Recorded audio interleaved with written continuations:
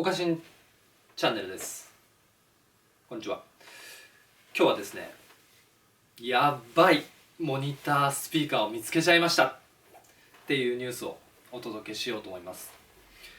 といってもね、これ2019年の多分2月ぐらいに発表されたスピーカーで、自分はちょっとねチェックできてなかったんですよ。というのもちょっと言い訳させてもらうと、このフォーカルのトリオ6を買ったのが2015年の12月なんですよね。で、正直ね、それまで本当にいろんなスピーカー試してきて、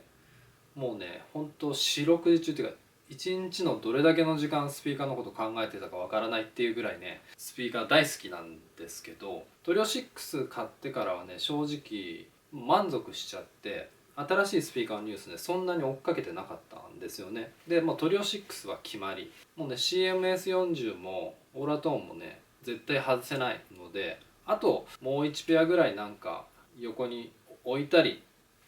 置かなかったりっていう感じでやってきたんですけど、でね、これまで本当にいろんなスピーカーブランドを使ってきました。もう言ったら聞いたことあるレベルじゃなくて、ちゃんと買ってそれで1曲ミックスするとかレコーディングするとかして、ようやく使ったって言えると思うんですけど、もう本当にたくさんのブランドをね使ってきたんですよ。もう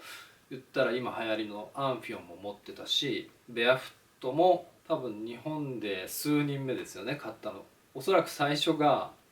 モンキーマジックさんなんじゃないかと思うんですけどね、僕が買った、モデルはねもうディスコンになっちゃったんだけど、僕が日本で最初に買った人なんですよね。そんなことがあってベアフットも使ったことあるんですけど、僕はこれまでまだ使ったことなくて、憧れてるブランドっていうか、いつかは欲しいなってずっとね思ってるブランドがあるんですよ。でそれがねこのクエステッドっていうブランドなんですよね。ちょっと皆さんあんまり馴染みないかもしれないんですけど、海外ではもう日本より全然知名度のあるブランドなんですけど、ちょっと今日はそのクエステッドのねご紹介をしたいと思っています。情報が多いんで原稿をちらっと見させてもらいます。はい、クエステッドは1985年にロジャー・クエステッド氏により設立。名前なんですよね。最初見た時クエステッド、探求されたっていう意味で、クエストのね探求し尽くしてとうとうたどり着いたスピーカーだよみたいな意味でつけてるのかと思ったら、これは創立者のロジャー・クエステッドさんのお名前なんですね。クエステッド氏は60年代から音楽業界で活動。1968年オリンピックスタジオ、有名なでテープオペレーターとして働き始める。このオリンピックスタジオっていうとヘリオスのコンソールを生んだスタジオで有名ですね。レッド・ゼッペリンも使っていたヘリオスですよね。そのオリンピックスタジオでテープオペレーターとして働き始め、やがて独立してピンク・フロイドとかキンクスなどたくさんのレコーディングに携わるということですね。まだ最初はエンジニアだったわけです。で、その後スタジオマネージャーになって働いている時に、初めてのスピーカーを開発。そのスピーカーが評判を呼び、徐々にオーダーが入るようになって、そのための、クエステッドモニタリングシステムズを1985年に設立したということですね。そのスピーカーもすごく評判がどんどん高まりまして、アビーロードスタジオとかたくさんの有名なスタジオに採用されていると。はい、ということですね。でとにかく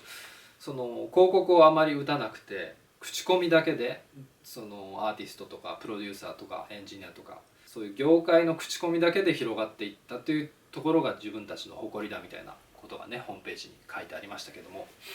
そんなわけで民生機、いわゆるリスニングオーディオリスニング用のスピーカーを作ってるメーカーじゃないこともあって非常に知名度日本では低いと思います。で映画のそれこそダークナイトとかで有名な、もっといっぱい作ってると思うんですけど、ハンス・ジマーさんとかずっとクエステッドを使ってるって書いてありますね。ハンス・ジマーさんによると1986年からずっとクエステッドを使っていると。で他のメーカーにちょっと浮気したこともあるけど、結局最後はクエステッドに戻ってきてしまうっていうことが書いてありますね。今まで150もの映画音楽を作ってきたけど全部このクエステッドで作ってきたと、不満はゼロだということが書いてありますね。そんなこんなでスタジオユースで使われている非常にプロフェッショナルなモニターっていうのがクエステッドなんですね。でなんで僕がこれを知ったかというと、僕の一番大好きなエンジニアというか僕以外なんて言うんだろう、いるじゃないですか。どの業界にもその業界の人は全員知ってるけど、その他の業界の人は誰も知らないみたいな。でね、エンジニアの世界でもねいるんですよ。もう言ったら世界一のミックスエンジニアって言っちゃっていいと思います。はい、この方ちょっとね読み方があれなんですけど、セルバンとかシェルバン・ジェネアさんって読むのかな。はい、ちょっと仮にじゃあセルバン・ジェネア氏と呼ばせていただくとして、この人ね、この人がどれだけすごいエンジニアなのかっていうのはもうホームページ見ていただければ分かるんですけど、言ったらねビルボードのヒットチャート10曲中8曲セルバンみたいな状態がね普通みたいな人なんですよ。ヒット曲は大体この人がやってるって言っちゃってもいいぐらいの恐ろしいエンジニアで、ちょっと何て言うんだろう、神秘的というか、全然ねこの人ねインタビューに答えないんですよ。有名なエンジニアっていっぱい最近メディアに出てきてるじゃないですか。例えば自分の名前を冠したプラグインを出したりとかね、206Mもそうだし、クリス・ロード・アルジュもそうだし、みんなこう自分の名前を冠したプラグインを出したり製品を作ったり、あとそのオンラインのレッスンのコースを持ったりとか、例えばセミナーみたいのを開いてみたりとか、もちろん雑誌とかウェブのインタビューをいっぱい受け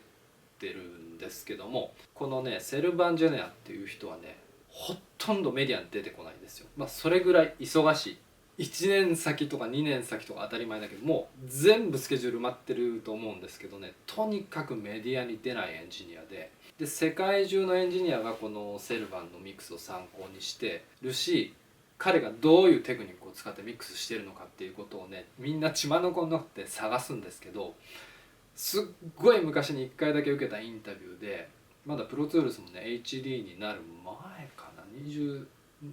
ミックスの頃かな。何しろその使ってるプラグインがねメトリックヘイローのねチャンネルストリップ、これが唯一の SSL のチャンネルを、エミュレートしたプラグインだっていう風に語ってるぐらいなので、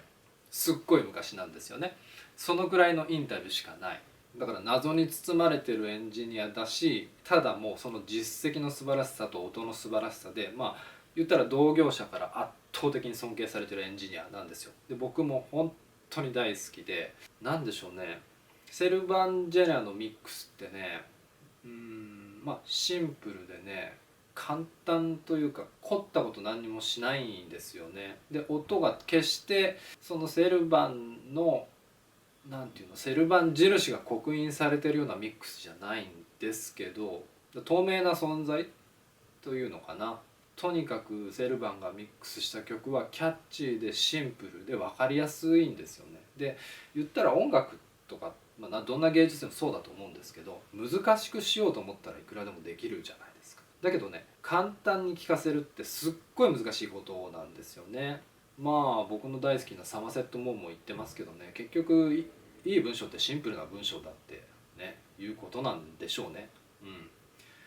セルバン・ジェネアのミックスってねシンプルなんですよ。音楽をシンプルに聴かせる。本当に有名どころいっぱい作品やってるんだけど、最近で言えばブルーノ・マーズとかアリアナ・グランデとかねやってますけどね、音楽を簡単に聴かせるっていうエンジニアですね。本当にもう大好きでね、このセルバン・ジェネアは何を使っているんだ機材っていうのをもうみんな世界中のエンジニアが知りたがってるし、自分もすごい検索して調べてるんだけど、ちょっと画像検索してみたことがあるんですよね。そうするとこれもほとんど出てこないんですけど、そのスタジオの様子がねちょっと何枚か出てくるんですよ。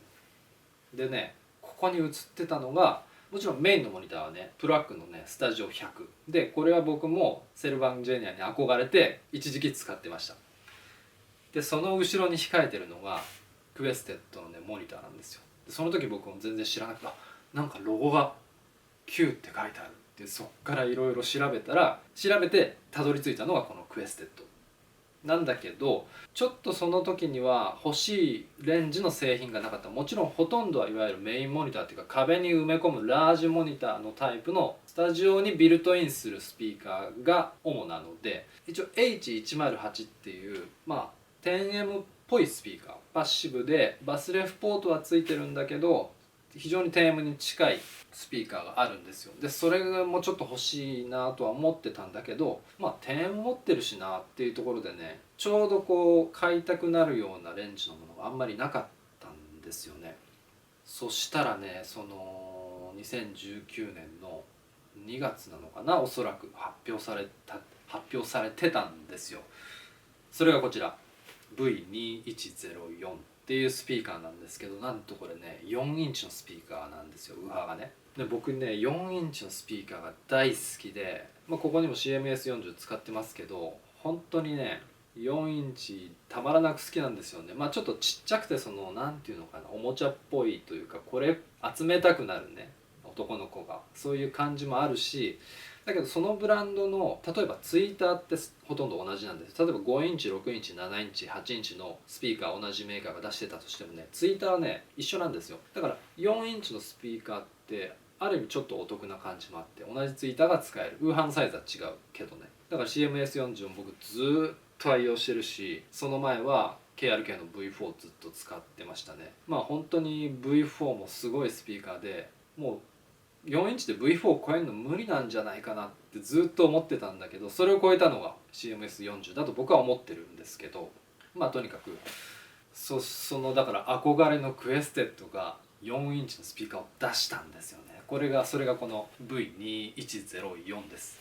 はい、ちょっとね比較のサイズとかの比較をしてみたいので1個画像を作ってみました。はい、こんな感じです。はい、ということで、何と言うんでしょうね、横幅はもう CMS40 よりもね狭いんですよ。今ここに比較に出したスピーカーね、ヤマハの MSP3 とかよりも細いですよね。で一番縦長い、下にバスレフポートが1個入っててっていうスピーカーですね。はい、でちょっとこのスペック表を見ていただきましょう。こっちでしょうか。はい、こんな感じで、なんでしょうね、まず目を引くのはこのレンジの狭さですよね。他の4インチスピーカー、例えばだいたいフォーカルでも 60Hz 下出してるじゃないですか。で上もフォーカルはシェイプだと 35kg まで出してる。だけどこのクエステットの V2104 は下が 100Hz から上が 19kg。 もちろん表記はみんな違うんですよ。これクエステッドの場合はプラスマイナス2デシの範囲に収まってますよ、このレンジがってことで。実際はねもうちょっとスペック読み込むとね、100からのなだらかにロールオフしてる、そういう意味でもちょっと低音っぽいスピーカーなのかなっていう気はしますよね。で全部ウーハーはこの表だと 10cm なんだけど、ちょっと目を引くのがパワーね。 70W、 ツイッターにもウーハーにも両方に 70W のアンプを使っている。でね、一番パワフルなこの5機種で比べても一番パワフルなアンプを積んでて、なおかつ周波数レンジを狭く設定してるっていうところで、そうすごく低音のことを思い出すスピーカーですよね。もちろん口径はもう倍近く違うので全く違うスピーカーだけどね、ちょっと低音的な要素を感じますよね。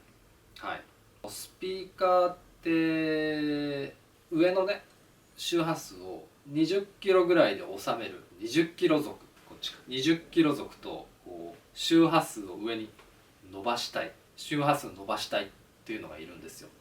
で20キロ族でいうともうヤマハもそうだし、昔の KRK とか今の同軸になる前のジェネレックとかそうですよね。でイブオーディオはちょっと面白くて、リボンツイーター使ってるのに上をね20キロちょいで抑えてるんですね。これってすごくそのブランドの哲学ですよね。で逆に上を伸ばしたい人たちっていうのはアダムが50キロとかまで出るのかな。フォーカルもシェイプだと35ですよね。確かトリオ6も40キロぐらい出るのかな。こう上を要するにはるかに20キロより上まで伸ばしたいっていう人たちと大体2種類にこう分かれますよね。でぶっちゃけミックスの時は両方持ってるとすごく役に立ちます。もちろんなんだろ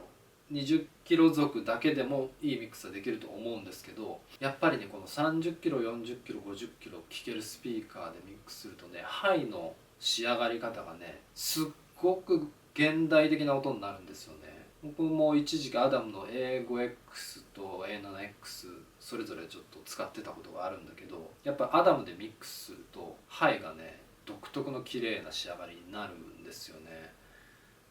だからスピーカー本当にいっぱい置ければアダムも置いときたいんですけど、ちょっと場所が限られてるのでね、今フォーカル使ってますけど、なんで周波数伸ばしたいのスピーカーもぜひ1個加えといた方がいいと思います、ラインナップに。はい、とにかくこのクエステッドは周波数は狭いですね。でパワフルなアンプを積んでいる。そしてこのうんざりするほど値段が高いですよね。やっぱりヤマハとかってモンスター企業なんで、スケールメリット効きまくりで価格がすごい抑えられてるじゃないですか。これそうそう、これの値段ってね、ごめんなさい、ゾーマンって読むのかな、これドイツのサイトなんですけど、ちょっと海外で比べるとどうかなっていうことで、これヤマハの値段って輸出のコストも乗っかってて、それでも一番安いっていう本当に化け物じみた価格設定で、MSP3 さんね、僕も使ってました。言ったら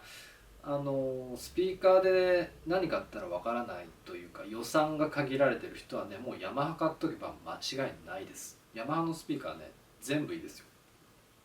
はい、そんなことで、とにかく圧倒的なうんざりするほどの高さ、このクエステッド V2104 でパワフルだけどレンジは狭い、あと重量が軽いですよね。ここはちょっとふーんという感じ。だいたいね、いいスピーカーって重いんですよ。というか機材全般にもう重い機材はいい機材です。大体ここで見ると一番重いのがね、ここにもある CMS40 が一番重いですよね。意外ですね、このクエステッドのモニターすごい重いのかなと思いきや軽いですね。はい、そんな感じでちょっとね欲しいんですけど、そう赤モデルとかもあるんですよ。欲しいんですけど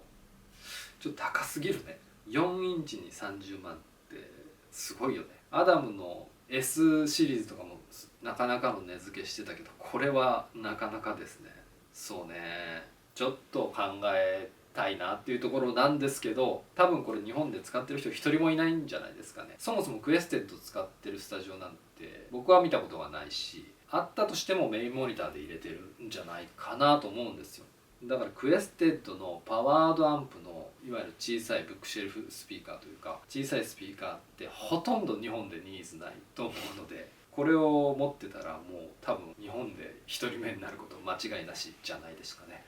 はい、ということで今日はすごく気になるけどちょっと値段がっていうスピーカー、クエステッドの V2104 をご紹介しました。欲しいですけどね。はい、そんなことで今日はスピーカーの話をお送りしました。おかしんチャンネルでした。ご視聴いただきありがとうございます。よろしければチャンネル登録よろしくお願いいたします。ありがとうございます。